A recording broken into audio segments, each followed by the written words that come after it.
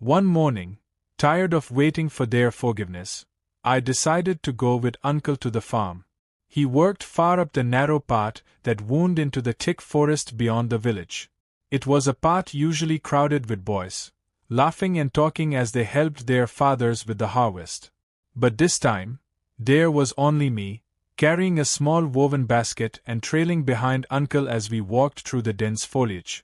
Uncle stopped to inspect a patch of yam vines, calling me over to show me how to loosen the soil around the roots. I watched him work, feeling a quiet pride as I followed his instructions, pulling weeds and stacking them beside the trail. "Good work, Obleva," he said, clapping my shoulder with a smile. I grinned, feeling a small flicker of happiness. But then he turned away, heading farther up the path to another patch, leaving me to finish my task alone. I worked quickly, trying to catch up with him, when suddenly, I heard a soft rustling sound near my feet. I froze, my fingers still clutching a tangle of weeds, as the noise grew louder, a slithering sound that sent a chill down my spine.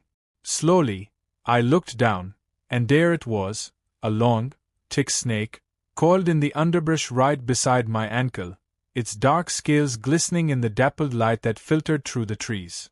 Its head was lifted, tongue flicking in and out as it watched me with cold, unblinking eyes.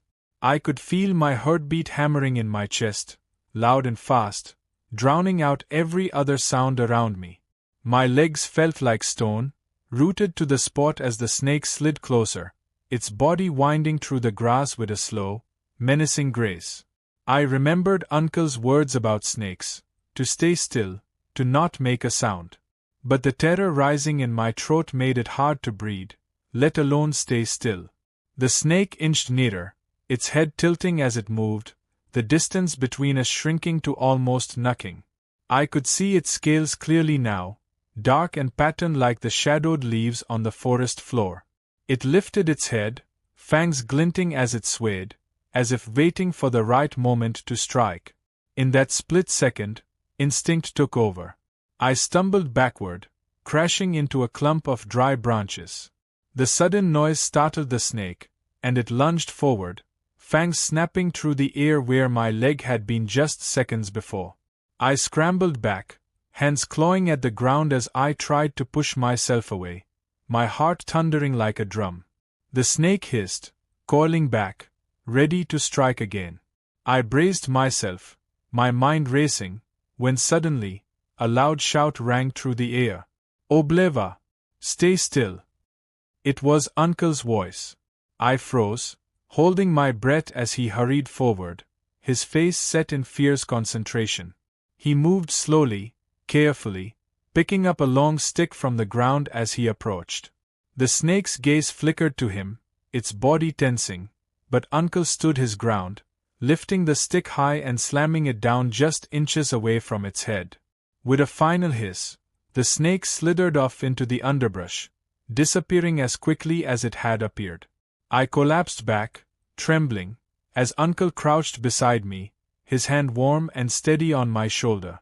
"You are safe now, Obleva," he murmured, his voice calm. "But remember, out here, you must always be careful." I nodded, my heart still pounding, unable to find my voice. Uncle helped me to my feet, brushing the dirt from my tunic as I tried to steady my breathing. The forest felt darker, more dangerous than before, the memory of the snake's cold eyes burned into my mind. As we made our way back down the path, I couldn't shake the feeling of being watched, of something lurking just beyond the edge of my vision. And as I stepped back into the village, I looked toward the group of girls, still huddled by the well, casting glances my way before looking away. For the first time, I felt a strange, heavy feeling in my chest, a sense of being caught between two worlds, not truly belonging to either.